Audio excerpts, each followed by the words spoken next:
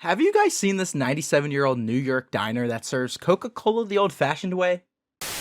People forget just how good 2019 Gerrit Cole was. These words populate baseball Twitter way too much, but it might be at least kind of true. In the summer of 2019, Gerrit Cole graced the baseball diamond with performances that could only be described as simply dominant. His mastery on the mound that season was unparalleled, making him the shining star in a constellation of talent that formed the Houston Astros, who were the best team in baseball that season. However, the story surrounding the 2019 season was not without its warranted negativity from the 2017 sign stealing controversy, as a lingering cloud hovered over their achievements that year and still to this day. But breaking through the layers of shrouded light are some of the most impressive pitching statistics in recent years. 326 strikeouts, the most of any pitcher by far since 2004, 212.2 innings pitched, a 2.5 ERA, and a whip of .89 that season to start with a few basics. And he rode all of this to a streak of 25 straight starts, including postseason games, without losing a game, or even really being challenged. So, with that said, let's all focus on the masterpiece that was Gerrit Cole's 2019 season. What's up everyone, my name is IcyVert. Please don't forget to like and subscribe and enjoy the video. 2019 marked Gerrit Cole's second year in Houston, where he sat alongside the names of Justin Verlander and the midseason acquisition of Zack Greinke in an extremely dominant and formidable rotation. In fact, I'll get it out of the way now, as most of you probably know, Justin Verlander actually won the Cy Young this year, and Gerrit Cole came in second place. And to some degree, this makes plenty of sense. Justin Verlander was Justin Verlander for the entire year, whereas Gerrit Cole started the year rather pedestrian if you were to just look at the numbers. And the voters felt like they needed to get Justin Verlander his second Cy Young trophy after near misses in 2016 and 2018. That, those same voters were why he missed in the first place. But anyways, I digress. I say this because in his first 11 starts this season, Gerrit Cole would have an ERA of 4.11, and his ERA ballooned up to this number due to just two poor starts versus Texas and the Chicago White Sox. In these two games, he would give up a total of 8 and 6 runs for an obvious total of 14, whereas in his other 9 starts, he would give up just 16 runs total. So, some favoritism to help Verlander, paired with a slow start to 2019 for Cole, probably cost him his first Cy Young Award trophy. But I have news for you. Cole was probably better than him and any pitcher on the planet for the rest of the season. And I hope you're ready for this. Because after his 11th start, we now arrive in Chicago, and this would mark the turning point for Gerrit Cole. Here is where Cole hit the gas and proceeded to have one of the most dominant stretches in baseball history, or to play it safe for the comments, in recent baseball memory. And I want to preface this section with this image. If you're on Twitter, you've more than likely seen this photo along with the caption, "People forget how good 2019 Gerrit Cole was." And if you're anything like me, you have seen this photo countless times on MLB Twitter, as it is an easy way to get free likes really quickly and generate discussion about these stats. And if you're anything like Foolish Baseball, you went ahead and photoshopped this image to make the stats even better than they actually were. And if you're anything like me, just a little bit more, you may ask yourself, why is that 97-year-old diner still making their Coke like that? Yeah, I'm in the middle of filming right now though. And if you're insane, you know exactly what this image is. Anyways, before I get off track, let's focus back in on Gerrit Cole's season. Maybe the wildest thing about Cole's 2019 run of dominance is that it just felt like it kept getting better. On September 8th of that season, he became just the second pitcher in MLB history with 14 strikeouts in 3 straight games. And he even put the cherry on top with 15 strikeouts in the 3rd start in a row. 15 punch ticket on his 29th birthday. He has dominated through 8 innings. Then again, he struck out 14 on September 24th, giving him 29 strikeouts in his last 15 innings of the season against the Seattle Mariners. And you can file this under the unbelievable.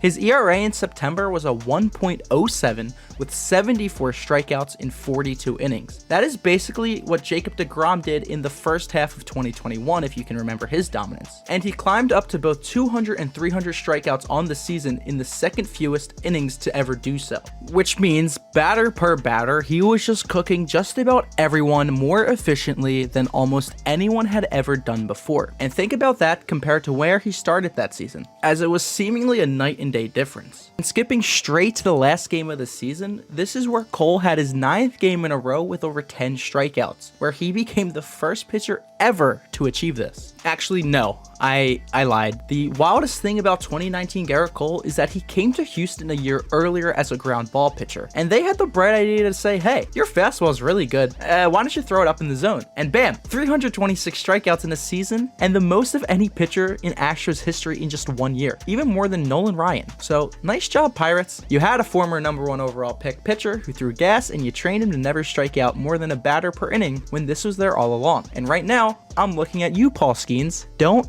mess this up. All right, now that I am done bashing the Pirates, let's continue on with the story. In his final 22 regular season starts, Cole would go on to be 16-0 and give up just 29 earned runs, walk only 31 of the 552 total batters faced, and struck out 226 of those batters with an astounding 41% strikeout rate in this time frame. A .171 batting average against, and of course the most important stat that always jumps off the page, the 1.78 ERA in 22 games. I mean, these numbers speak for themselves. If I really wanted to, I could play some elevator music, throw up these stats for the next 10 minutes, and boom, that's a 100K view video. So that's what I'm going to do, and I will see you guys in the next one.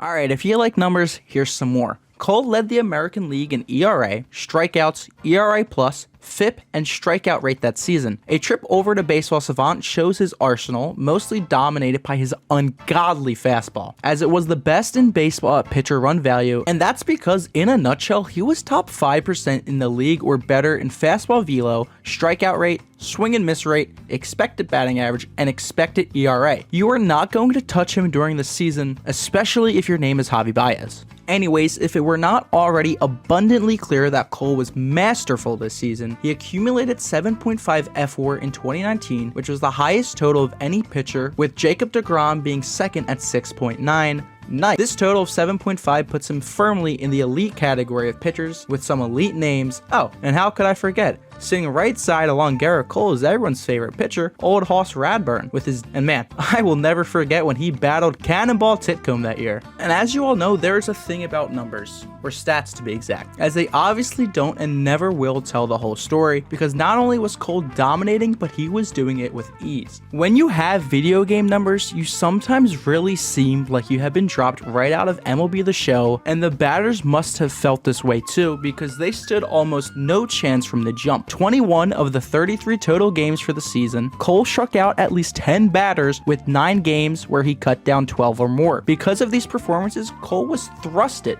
into the Cy Young conversation, where you can easily make the argument he should have won the award if he never had those 2 poor outings at the start of the year. And then if you do take away those starts, it is easy to say the award was his. But as you all know, Verlander was his dominant self this year, boasting a 2.58 ERA, 300 strikeouts, 223 innings pitched, 64 total earned runs, and gave up just 137 total hits. So yeah, on the surface, those are the most basic stats without going too deep into Verlander's season, and let me know. Comment below who you think should have won the Cy Young that year. And so, as much as it's become a meme on Twitter and a copy pasta that we don't talk about Cole's 2019 season enough, we really don't. Or at least we didn't before that swallowed the internet whole. But you know what we don't talk about enough? Well, his voice sounds like Kermit the Frog, and that he lost all of his aura from that time now that a few years have passed. He didn't get a Cy Young trophy, and he never quite got out of Justin Verlander's shadow in Houston to the average baseball fan. And as fair as it might be to him or not, Justin Verlander is married to a supermodel with millions and millions of Instagram followers, and once was in the news for having their private photos leaked. Meanwhile,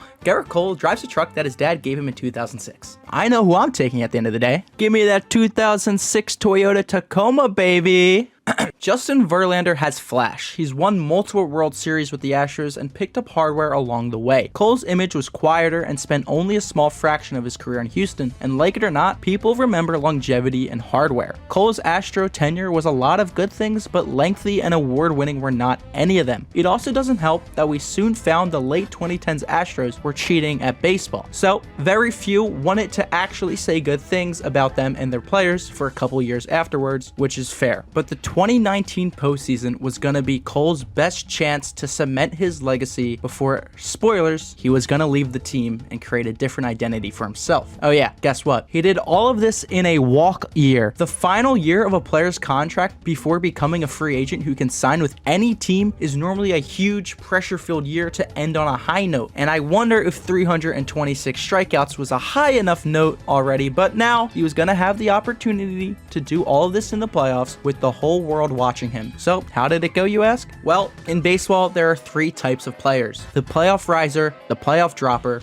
and sure, those who stay the same in the playoffs. With the numbers Cole had, it was very easy for him to become a playoff dropper or stay on the same trajectory, but that would not make for a memorable season, so Gerrit Cole joined the elite company of playoff risers and absolutely unleashed on the Rays in the divisional round. In the first game he pitched against them, he touted 15 strikeouts, gave up just 4 hits, and checked out of the game with 0 earned runs. Then Cole would almost immediately match that performance 5 days later when he pitched 8 full innings, allowing 1 run and striking out 10 in the process. For those counting, that is 25 strikeouts in 2 playoff games versus the Rays, who have shown to be a consistently tough out in the playoffs. The Washington Post then published a headline with the craziest fact that finally started to get vocalized. It had been nearly 5 months since Gerrit Cole last lost a baseball game. And also, a quick advocation for the Yankees to slide in and shoot their shot once he became a free agent that offseason. Moving on to Game 3 of the ALCS versus those exact Yankees, Cole once again slammed the door shut on the opposition. The Yankees batters got just 4 hits off of Cole, but they did work 5 walks in 7 full innings, but failed to score any, and the Astros cruised to a 4-1 victory on that day. On October 22nd, Gerrit Cole got handed the ball to start Game 1 of the 2019 World Series versus the Washington Nationals, and here was the first time since May 27th that he looked rather beatable. 148 days, or 4 months and 25 days since his last loss to be exact, the underdog Nationals were able to jump onto Cole this game, where he gave up 5 runs on 8 hits in the 5-4 defeat in Game 1. For the Nationals, this was maybe the most encouraging sign that young team needed. You stole Game 1 in Houston versus a pitcher who had a sub-2 ERA over the past 5 months, and now all you had to do to win this series was beat 2 other Cy Young winners multiple times. I mean, that's easy enough. Cole came back in Game 5 and returned to his dominant form with 9 strikeouts in 7 full innings pitched, where he gave up just 1 run, and as for the offense, well, the bats woke up and they dominated in a 7-1 victory. But really, that's where this story ends. Gerrit Cole would not pitch again, even though the series extended to 7 games. He would never get a chance to save in Game 7 because, well, Washington did the improbable and beat the best team in the league that season. And it's not crazy to say this either. That lineup that Houston had was absolutely stacked. The bullpen was dominant, and the rotation, well, this video speaks for that. Washington Nationals truly caught lightning in a bottle and shocked the world by beating the best pitcher on the best team in the world at the time. They may not have even been able to beat him in Game 7 because he was just that good. And even Stephen A. Smith knew that somehow. You absolutely know a baseball move is weird if Stephen A. Smith is even calling you out for it. It's Game 7. I don't give a damn.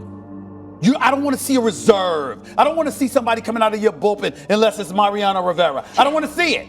You go to Gerrit Cole. You go to him immediately. That lack of a chance to seal the World Series for the Astros was it for Cole, and he made sure everyone knew it. He made sure to say after the Game 7 loss that he was now technically unemployed and spoke to the media wearing a hat of his agency, the Boras Corporation, not the actual Houston Astros. And not having an iconic Game 7 moment to cap off his season, for better or for worse, solidified Cole's tenure as a dominant but brief blip in baseball history. And with a new team, he was going to slowly reimagine his career and bury this ungodly run he went on in the back of people's minds. And well, that just about does it for this story. In a season where every pitch seemed to dance with precision and every fastball pounded the zone with staggering force, Gerrit Cole failed to etch his name into the baseball history books. His performances were not merely just statistics on a scorecard, they were a prime showing of skill and determination that year. The mound became his canvas, and each pitch was a stroke of genius. But he did get $324 million from the Yankees in the end, so who really cares? I will see you in the next video. Bye.